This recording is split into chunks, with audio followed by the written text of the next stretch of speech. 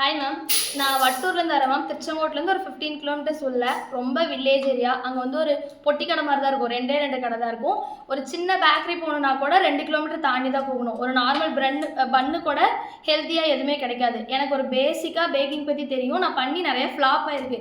ஏன்னா நான் YouTube refer பண்ணி தான் நிறையா பண்ணுவேன், நிறையா ஃப்ளாப் ஆகிருக்கு.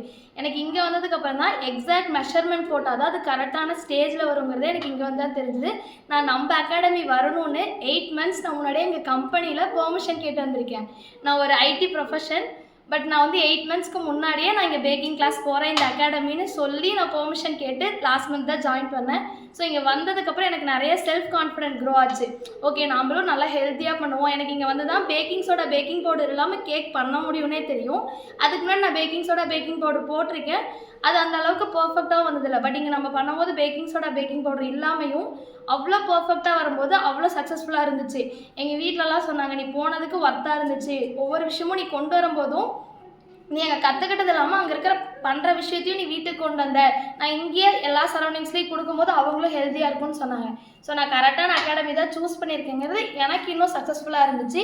நான் இன்னும் நிறைய பேர்த்துக்கு ரெஃபர் பண்ணுவேன். ஏன்னா எங்கள் லொக்கேஷனில் யாருமே பெருசாக சொல்லிக் கொடுக்கவும் இல்லை.